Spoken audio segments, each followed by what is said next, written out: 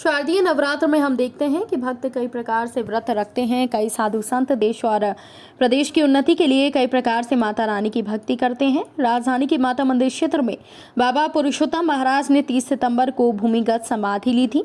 3 दिनों तक बाबा पुरुषोत्तमानंद महाराज समाधि में रहे। बाबा का कहना है कि आज का युवा पाश्चात्य संस्कृति की ओर जा रहा है।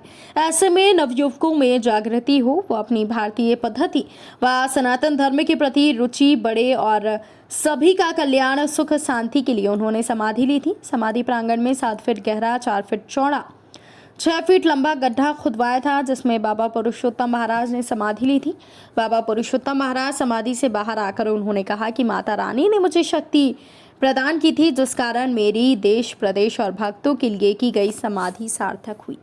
आस्था रखें और धर्म के मार्ग पर आगे बढ़ें, जिससे उनकी उन्नति हो, भारत की उन्नति हो, पूरे विश्व की उन्नति हो। उसके और आगे जब मैं बढ़ा तो एक सुंदर सा सरोवर दिखाई दिया। वहां माताजी ने मुझे आदेश दिया, हे पुत्र, इस सरोवर में तू स्नान कर। वो सरोवर इतना सुंदर सरोवर था, चिड़ियों की चहक, नाना प्रकार के पक्षियों के दर्शन हुए मुझे, जो मैंने कभी दृश्य नहीं देखा, वो दृश्य मैंने वहां देखा। वहां जाकर जब मैंने स्नान किया, माताजी को प्रणाम करके जब मैं जल में उतरा, तो उस जल के में उतरते ही मेरे सारे ऐसा लगा मुझे मेरा पूरा शरीर कहीं और है, सिर्फ आत्मा यहाँ मेरी है। एकदम हल्का फुल्का सा हो गया मैं।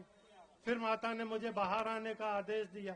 जब मैं बाहर आ गया तो उस जल का प्रभाव ऐसा था, जल में जब तक था तब तक भीगा हुआ था, जल से बाहर आकर ही मैं एकदम सूख गया, जैसे मैं पहले था पुनः वैसे ही हो गया। उस जल का प्रभाव इतना था।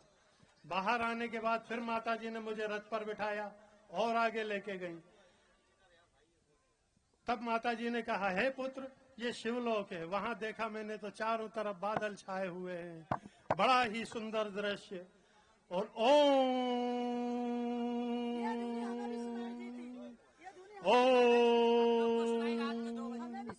ओम आकार की ध्वनि वहां चल रही थी। और आगे बढ़ा, जब माताजी ने बताया ये विष्णु लोक है। विष्णु लोक में भी नाना प्रकार के पक्षी, नाना प्रकार के फल, वे जगत के पालनहार हैं, जगत का पालन करते हैं। उसी प्रकार से उनकी वहां की व्यवस्था थी।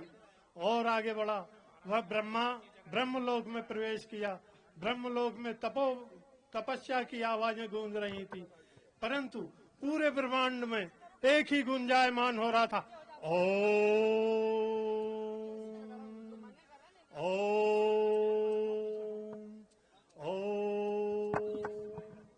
पूरा ब्रह्मांड जो है सिर्फ ओम आकार में ही बना हुआ है। सारे ब्रह्मांड में ओम की गुंजायमान है। तो आप लोगों से, मेरा सभी भक्तों से निवेदन है कि सभी दुराचरण छोड़कर और प्रभु की ओर आस्था रखें। और माताजी ने यह भी बताया मुझे, जो मेरी पूजा अर्चना करता है वो इन सब की प्राप्ति करता है। ब्रह्मा की, विष्णु की, महेश की, सभी की प्राप्ति होती है। और जो इन सब की भी प्रार्थना करता है वो मुझे पाता है। तो सर्व